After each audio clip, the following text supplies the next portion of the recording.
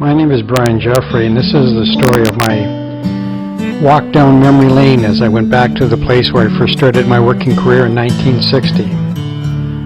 I arrived at Hall Beach on July 29, 1960, and a few days later, on August the 4th, had my 20th birthday there. Travel going up this time was a whole lot nicer and a whole lot more pleasant than it was in the DC-4 CFIQM. Ironically, the aircraft that took me back this time was CGIQ-U. Fox, Maine was one of the main sites, one of the 6 main sites on the DEWLine, also known as Hall Beach.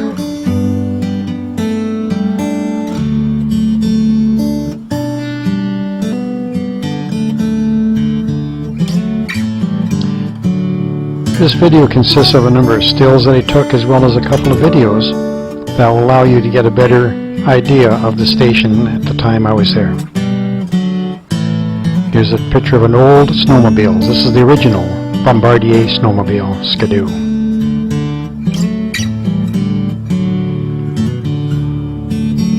Here's the weather station in the fog.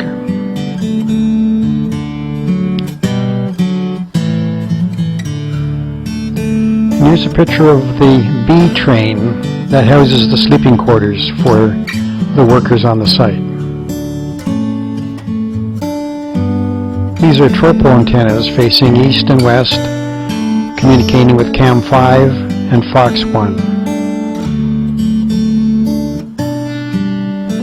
And of course the radome that housed the FPS-19 radar antenna. This building housed the power system, and here's the hangar, still in existence today.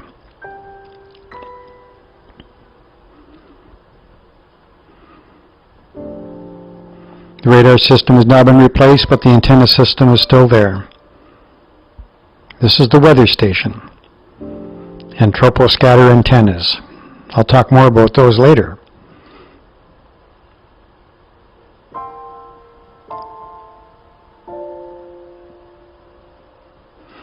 Travel was much different than it was in the old days, where now they have 1 or 2 planes a day.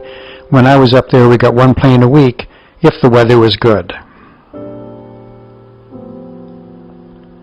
One of the last 4 remaining ATCO buildings, still at Fox, Maine. This is the reclamation area where they've been storing up all the waste material, hazardous waste, and trying to seal it so that it wouldn't damage the land. The Inuits play a much bigger part now than the Eskimos did in the early years. This is the assistant manager for the site. One of the weathermen. This is Rick Chalk, Newfoundlander whose hospitality made my trip exceedingly pleasant. A typical lounge area for existing staff, and this is the storeroom down at the airport. Notice the television set. We didn't have TVs in 1960. Even the bedrooms are larger now because they've combined 2 bedrooms to make 1. These are the troposcatter antennas, huge antennas that are land sites. There's my destination in the distance. You can see it in the fog. Those are 2 troposcatter antennas, which is probably the largest tropo link in the world. My intent is to go there and climb up on top of them and see if I can get a picture of the site. So it's probably going to be about a 15 or 20 minute stroll over there, and then we'll see what we can see when we get there.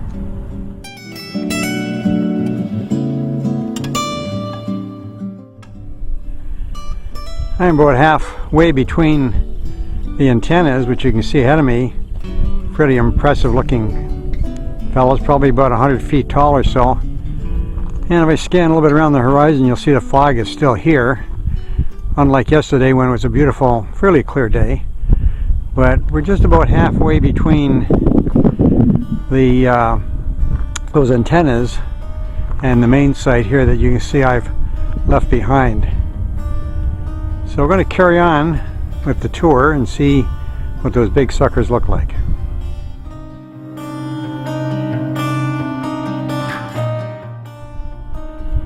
Well, I'm about, 3/4 of the way there. You can see these things are fairly impressive. And if you look at the size of them in relation to the building in between, I would think that they're 100, maybe 125 feet tall. So the challenge is going to be, can we go up to the top, and we'll take a look behind the antennas and see what's there.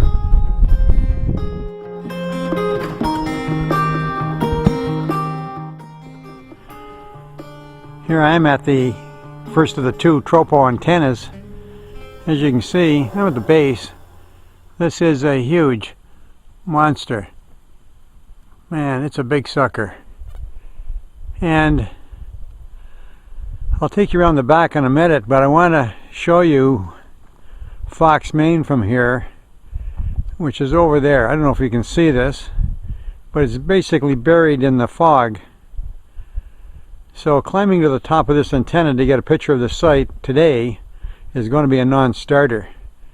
But let's just walk around the back of this sucker here and see what it looks like. These two antennas are so large that the Nunavut government asked that they not be taken down because they can be seen for miles and miles and miles, are now landmarks for the Inuit as well as for other people. I was talking with a gentleman today who said you can take off from Rowley Island, which is the next site over, and within a few minutes in the air you can actually see these things. In the wintertime, of course, they're absolutely phenomenal because they're two black specks on the horizon. This is an actually pristine structure, not a bit of rust on it. Extremely well made. Of course, there's absolutely no soil up here to cause any problems. Now I want to go over and take a look at the building and see if there's anything there that might be of interest to me.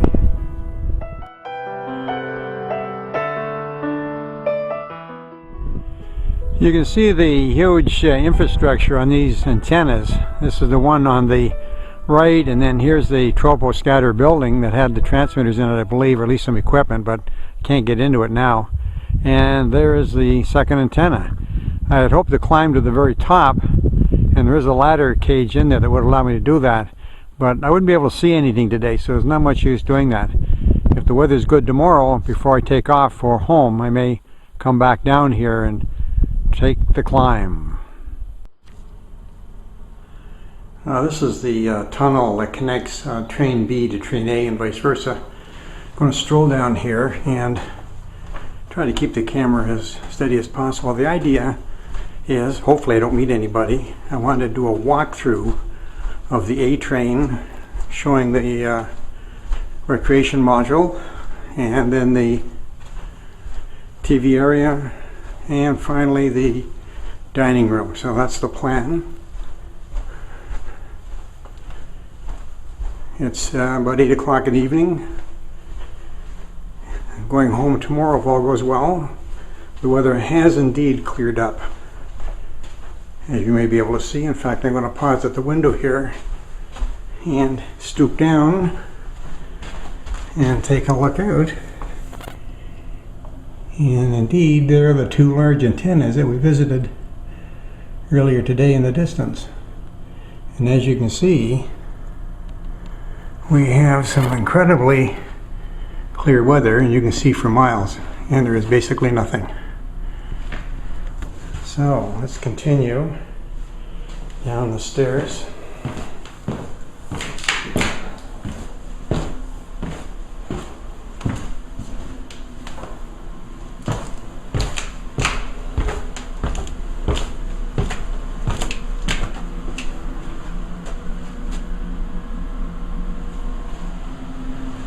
This is where you would have come in the building in the early days, and here is the entrance to the operations zone where the station chief's office would have been, and then off to the right the doorways to the electronic modules. So along here would have been offices. Now we have a small area with some computers. Next one has the TV system in it. This has all the channels for the TV sets in the station.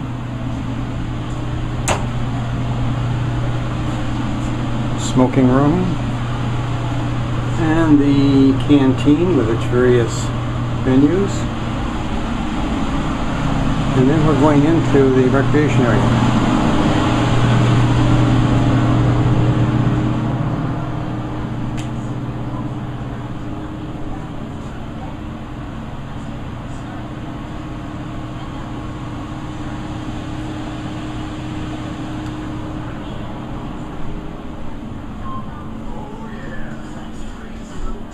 This good-looking gentleman over here is Mario, who has been extremely helpful.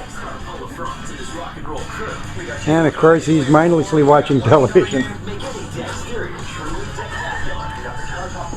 Last fire break in the building, and now we're into the cafeteria, dining room area.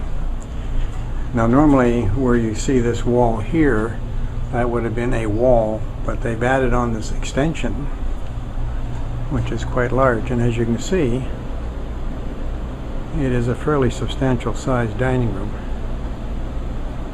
And we'll take a peek at some of the features here.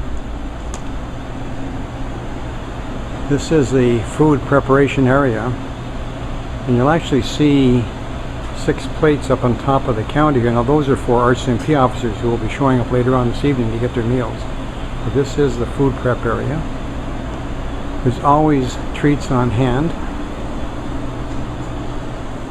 Come over here, you can see some of the desserts that are available to be had just for the taking. They're always out here, covered up, ready to go, ready to be munched on. Over here we have the ice machine, microwave if you want to cook up something, coffee, and there's toast here in the morning. All of your breakfasts are here ready to go if you want. You can also of course have a hot breakfast. In this cooler here is all kinds of incredible pastry treats. I hate to say this, been munching away on the one at the back there, which is a chocolate mousse, having had a couple of those.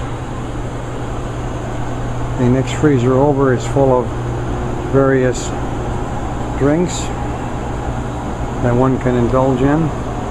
I've been pretty good in drinking primarily milk. Then over here we have the ice cream cooler. There's at least 4 or 5 containers of ice cream in there, any kind you want. Just go and take it anytime, day or night. And as you can see, fair amount of area for people to have their dinners in. Down at the far end on display is a polar bear skin, much like the one I used to own that got stolen from me many years ago, much to my disappointment. And again, this module was added on in later years, or this portion of the modules. That wall you see over there where the opening is, that would have been the wall of the existing module train that was punched out when they added on this addition. So basically that is the A train. It goes past a little further on in the direction where the camera is aimed now, but I believe that is mainly with freezers which contain the food and other supplies for the kitchen. Hope you've enjoyed this miniature tour of the A train.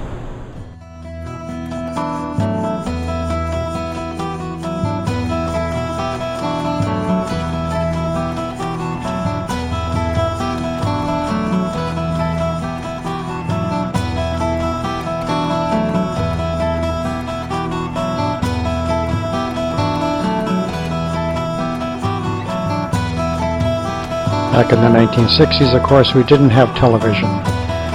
We didn't have much. We're taking a walk down through the module train, pausing at some of the bedrooms as we go. This is the train that was added at the end of the original train many years ago to increase the accommodation facility. It's like walking down a tunnel. Every now and then you're going to come into a fire break, and this is going to be one of those right here. And it's just an area that separates the different modules. And as we continue down, we're now in the old section. And one of small bedrooms. Again, there's 4 bedrooms per module, and about 4 modules together before we come to another. Actually, it's like 5 modules together. And we're coming to a train, or a fire break rather. This particular fire break actually has a library in it so that folks can take one, leave one. I'm going to continue down to my room. It's a little further down here. Notice that not all the lights are working.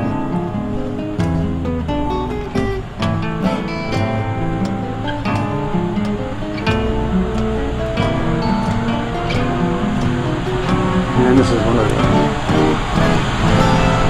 Hi there. Hi. Just passed through a module that had the washrooms in it.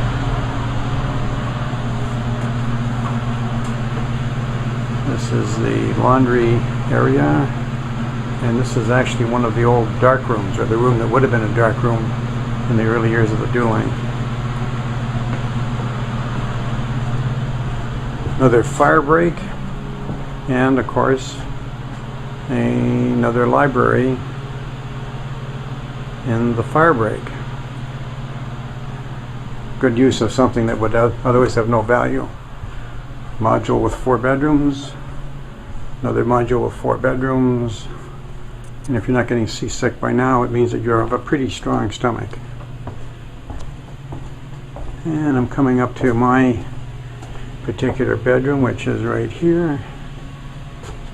As you can see, they've got me on here, room 19, and this is actually 2 rooms, and you'll see that they've taken down the wall here and divided it into sort of a bedroom and a bit of a sitting room.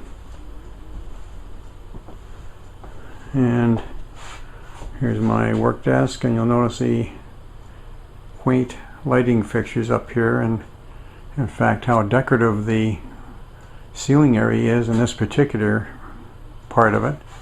And in this area here, this will be the standard ceiling that used to be in the building at one time. And again, a double bed, whereas in most of the other beds they are single beds. Notice the fancy side table, lamp without a shade, but I do have a humidifier. And here are the 2 windows that I have to keep as closed as possible, or the midnight sun simply interferes with trying to get to sleep. So that is my VIP accommodation at Hall Beach on July the 3rd, 2012.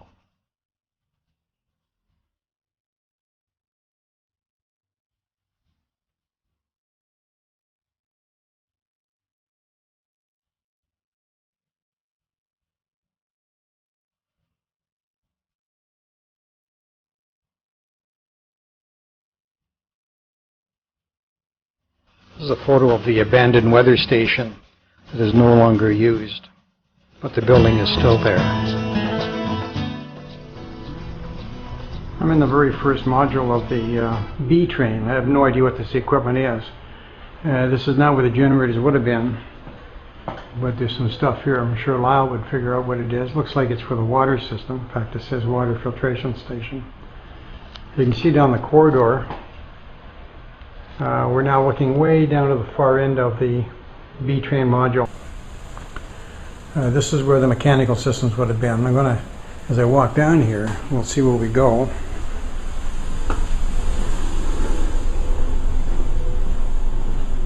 Some of these rooms have been converted into bedrooms, although here is the sauna of all things in the middle of nowhere, and a typical small bedroom that would have been used with a closet. And then again 4 more bedrooms in this module. Now we're getting to the area with concrete floor. By the way, this is a secure area. where people can store their personal equipment while they're on the site, because none of the doors are locked in the building. So you notice here the floor is gray concrete. This is some additional equipment. Here's all the drawings for the building here. Again, concrete floor. This is where the generators would have been originally.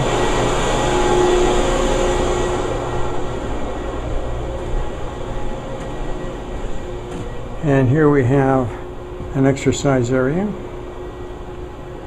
Again, this is where the mechanical systems would have been. And indeed, the original movie room was in this area as well. So there's one exercise area, and here is the second. So as you can see, some pretty fancy equipment. A couple of very good pre-core treadmills. A punching bag, and whatever that sucker is there. And we'll just come around here to see the rest of the exercise equipment. And then the other areas are the offices.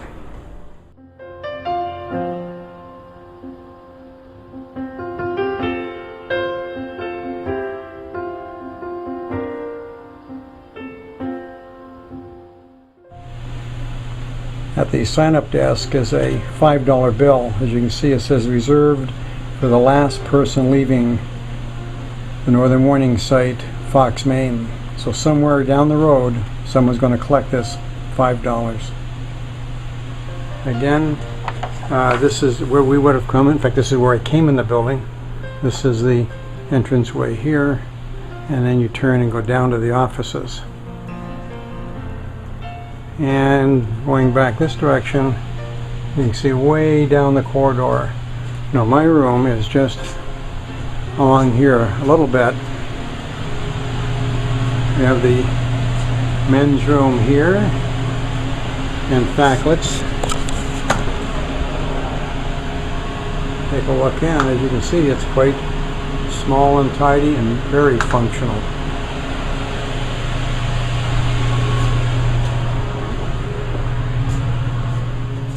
So I'm only about one bedroom module long, and here we are with my room with my name number on it, all ready to go. Let's take a peek in and see my incredible quarters.